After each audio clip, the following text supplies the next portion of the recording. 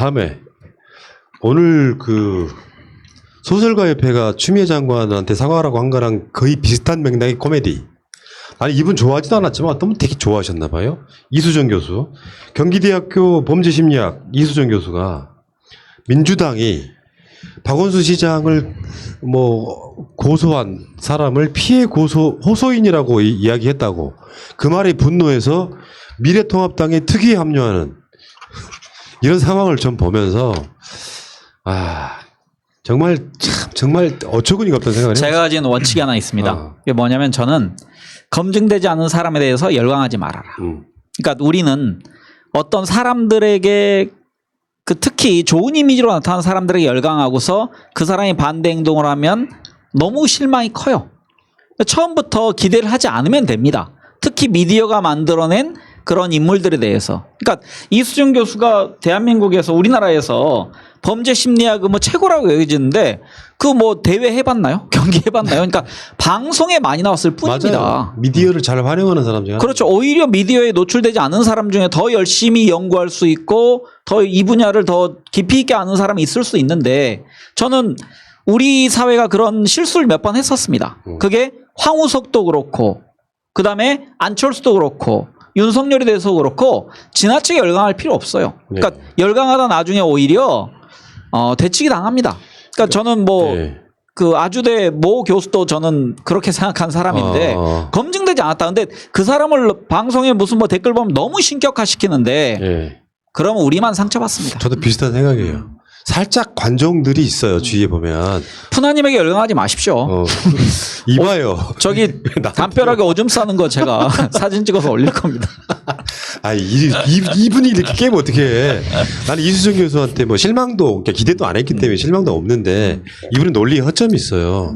그렇지 않아도 어제 우리가 방송했던 건 이제 박재동 화백의 미투건에 관련돼 가지고 뭔가 너무 석연치 않은 어떤 정황들이 보도가 된 게 있었잖아요. 그러니까 이수정 교수의 논리는 이런 겁니다. 피해자를 피해자로 부르지 않는 상황은 전례를 본 적이 없다. 피해 사실을 원칙적으로 일종의 음모처럼 몰고 가는 그런 태도는 매우 잘못됐다라고 하면 소위 말하면 가짜 미투나 나쁜 의도를 갖고 어떤 특정인을 몰락시키기 위한 의도를 갖고 하는 모든 행위에 대해서 피해자라고 봐야 됩니까? 저는 불가능하다고 봐요. 그러니까 지금은 대한민국 미투가 이상해져 버린 거지. 그러니까 이게 명백하게 저건 진짜 잘못이다라고 하는 미투 같은 경우는 나는 그 오거돈 사건 같은 건 보거든요.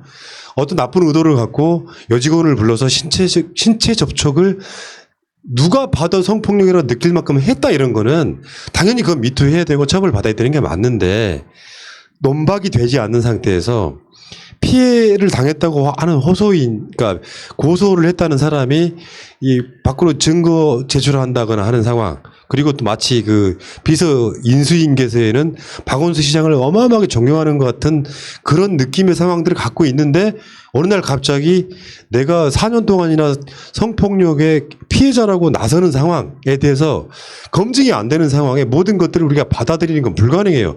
마치 신천지 교도들하고 똑같은 짓이에요. 내가 이 앞뒤로 이걸 구성한 이유가 그런 것 때문인데 지금 신천지에서 하는 그 신도들을 향해 가지고 추미애가 코로나를 창궐시켰다고 말하는 걸 믿는 거나 여성 단체들이 어떤 증거도 갖고 있지 않으면서 박원순 시장이 아주 일방적으로 아주 나쁜 사람인 거냐 요론전 하는 거나 다를 게 하나도 없다는 뜻이에요. 여기에 지금 민주당이 피해 호소인이라고 불렀다고 거기에 실망해서 미래통합당 특위로 내가 간다? 이게 정상적인 분은 아닌 거죠. 내가 봤을 때는. 왜냐하면 설사 그런 사건이 일어났다고 할지라도 미투나 여성 성인지 감수성에 대해서 미래통합당이 민주당보다 훨씬 후져요. 단언적으로 말씀 한번 드려볼까요? 미래통합당 부류에서 이런 사건이 일어나면 이건 100% 덮여요. 돈으로 무마하거나 사건을 완전히 은폐를 시켜버린다고. 실제로 그래 왔던 그 세력들이기 때문에 여기 가서 민주당에 실망해가지고 미래통합당으로 건너가서 특위에 참여하겠다라고 말하는 분이 실제로 성인지 감수성이 어떤지를 한번 궁금해서 이 의제를 한번 갖고 와본 거예요. 그러니까 이미 정치적 선언을 한 거죠. 이분은 거기 참여함으로써. 그러니까 이분이 그 피해 여성에 대해서 주장하는 게 맞다 하더라도 저는 이미 당내에 있는 특위에 갔기 때문에 이미 준 정치인의 역할을 하고 있는 것이다. 그럼으로써 이 사람의 말에 대해서 앞으로 객관성에 대해서 늘 의심해 봐야 된다. 근데 우리는 이렇게 당에 가담하기 전에도 이 사람 말에 대해서 의심했어야 되는데 우리는 소위 방송에서 전문가라는 사람 말에 너무 맹신한다. 그러니까 전문가가 아니 사회과학에서 정답이 어디 있습니까? 그냥 그 사람의 주장일 뿐이지. 저희도 여기서 주장합니다. 근데 전문가 얘기에 따르면 황 작가 말은 틀려.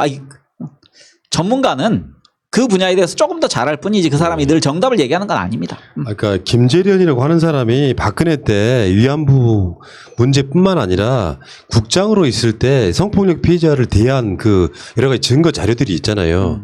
김재련과 김재련 남편의 정치적 편향성도 있는데 이 사람들의 말을 우리가 액면 그대로 받아들일 수가 없는 것은 나는 정치적 생활과 상관없이 박원순 시장은 나쁜 사람이었어라고 외치는 그런 상황이 될 수가 없기 때문에 저는 원천적으로 김재련 자체가 이 사건에 끼어드는 것 자체는 얼마든지 왜곡될 수밖에 없는 구조에 있음에도 불구하고 요거를 지금 민주당이 실망해서 미래통합당으로 간다 이런 식의 논리를 만들고 이게 이슈가 되고 민주당은 마치 이 성평등 이런 개념이 되게 후진당 처럼 이야기하는 건 되게 웃기다는 거고요.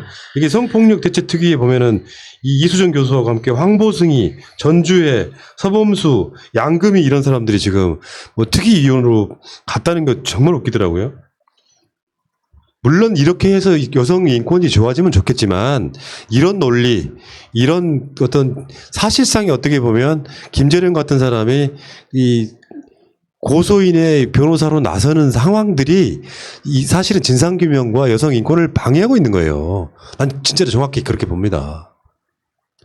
그러니까 운동의 불쏘시개로 이용하는 거죠. 그러니까 자기들의 그 사회 운동의 불쏘시개로 피해를 주장하는 여성의 그 내용을 이용해서 자기들의 주장의 정당성을 그냥 운동의 불쏘시개 정도로만 활용하는 그 나쁜 짓을 하고 있는 겁니다. 따지면. 김학의 사건 기억하시겠지만 박근혜가 임명했던 법무부 차관입니다.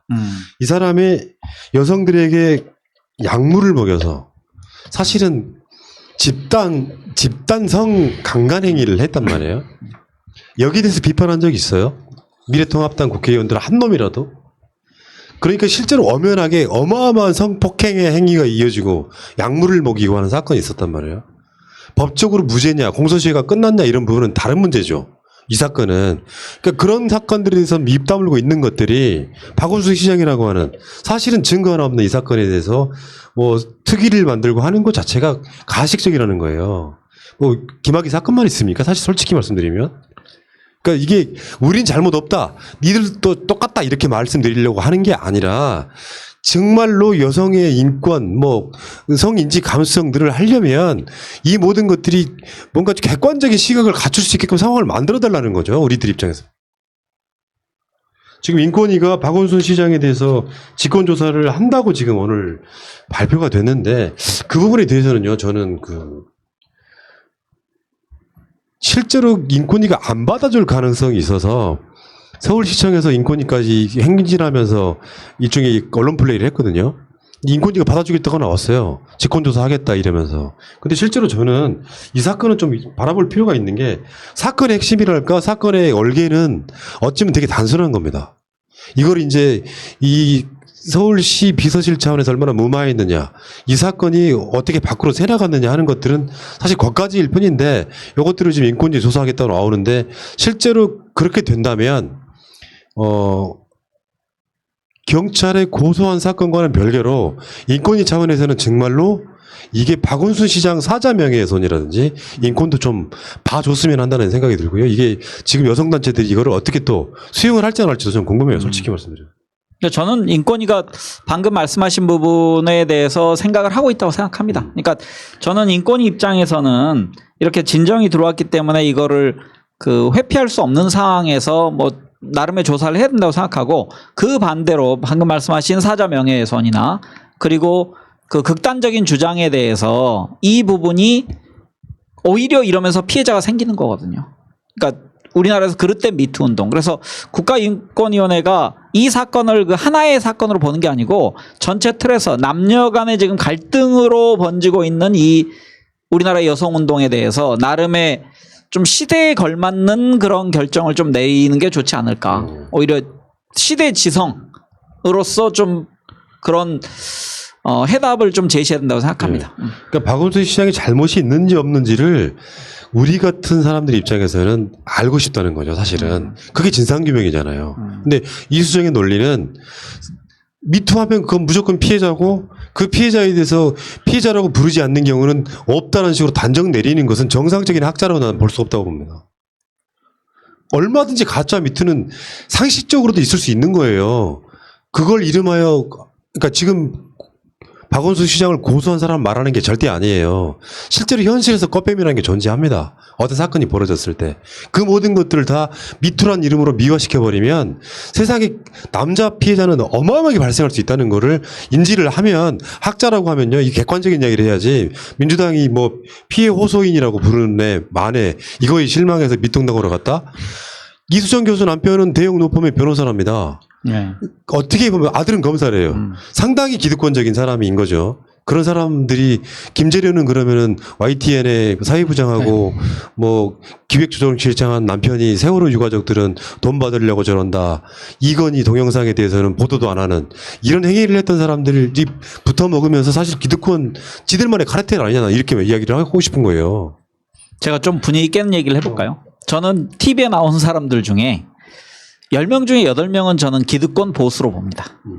근데 우리는 반대로 좀 생각하는 경향이 있어요. 아까 이게 드린 거랑 연결되는데 그 사람들 우리보다 훨씬 더 좋은 지위에 있습니다. 돈도 많이 법니다. 그리고 일단 유명해지는 순간 우리가 그 사람들 뭐 생활에 대해서 걱정할 필요 없을 정도로 높은 그런 경제적 생활을 하거든요. 그 사람들 성향상 보수화될 수밖에 없는데 우리는 착각을 해요. 저 사람은 우리 편이겠지. 그래서 다시 한번 거기에 대해서 생각을 좀 해봐야 한다.